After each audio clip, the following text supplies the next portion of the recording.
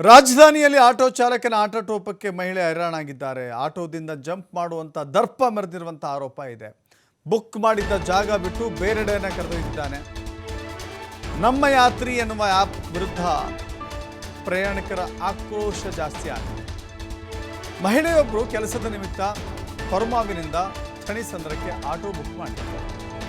ಆದರೆ ಆಟೋ ಚಾಲಕ ಹೆಬ್ಬಾಳದತ್ತ ಆಟೋ ತಿರುಗಿಸಿದ್ದ. ಹೆಬ್ಬಾಳದ ಕಡೆ ಪ್ರಶ್ನೆ ಮಾಡಿದ್ರೆ ಚಾಲಕ ಬಾಯಿಗೆ ಬಂದ ಹಾಗೆ ಮಾತನಾಡಿದ್ದಾನಂತೆ.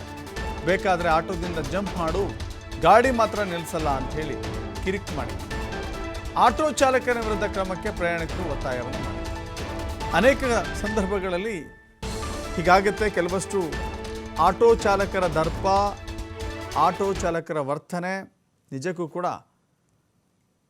ಅನೇಕರು ಈ ಬಗ್ಗೆ ನೊಂದಿದ್ದಾರೆ.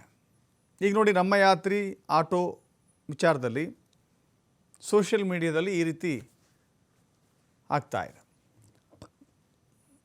ಆಟೋ ಬುಕ್ ಮಾಡಿದ್ದೆ ಒಂದು ಕಡೆ, ಕರೆದುಕೊಂಡೋಗಿದ್ದೆ ಇನ್ನೊಂದು ಕಡೆ, ಕೇಳಿದ್ರೆ ಜಂಪ್ ಮಾಡು ಅಂತಾನೆ. ಇಂಥ ದುರ್ವರ್ತನೆ ಇದೆಯಲ್ಲ, ಎಲ್ಲ ಆಟೋ ಚಾಲಕರು ಹಾಗೆ ಇದ್ದಾರೆ ಅಂತ ಹೇಳೋಕ್ಕಾಗೋದಿಲ್ಲ. ಕೆಲವು ಆಟೋ ಚಾಲಕರ ದರ್ಪ ಮತ್ತು ದಿಮಾಕಿನಿಂದ ಇಂಥ ಅಹಿತಕರ ಘಟನೆಗಳು ನಡೆಯುತ್ತೆ. ಕೆಲವು ಮಾಡುವಂಥ ವ್ಯಕ್ತಿಗಳ ಕುಚೇಷ್ಟೆಯಿಂದ ಇಲ್ಲೂ ಕೂಡ ಹಾಗೆ ಆಗಿದೆ. ಅವರು ತಮ್ಮ ಪತ್ನಿ ಬುಕ್ ಮಾಡಿರುವ ವಿಚಾರದಲ್ಲಿ ಸೋಷಿಯಲ್ ಮೀಡಿಯಾದಲ್ಲಿ ಹಾಕ್ಕೊಂಡಿದ್ದಾರೆ. ನೋಡಿ, ಅವರು ಹೇಳಿದ್ದಾರೆ, ಕುಡ್ದಿದ್ದ ಅಂತ ಹೇಳಿದ್ದಾರೆ. ಕುಡ್ದಿದ್ದ ಮತ್ತು ರಾಂಗ್ ಲೊಕೇಶನ್ಗೆ ಕರ್ಕೊಂಡು ಹೋಗಿದ್ದ. ಆದರೆ ಸ್ಟಾಪ್ ಮಾಡು ಅಂತ ಹೇಳಿದ್ರೆ ಜಂಪ್ ಮಾಡು ಅಂತ ಹೇಳಿದ್ದ. ಈ ರೀತಿ ಆದರೆ ಹೇಗೆ ಅಂಥೇಳಿ ಸೋಷಿಯಲ್ ಮೀಡಿಯಾದಲ್ಲಿ ಇದನ್ನು ಪ್ರಶ್ನೆ ಮಾಡಿದ್ದಾರೆ.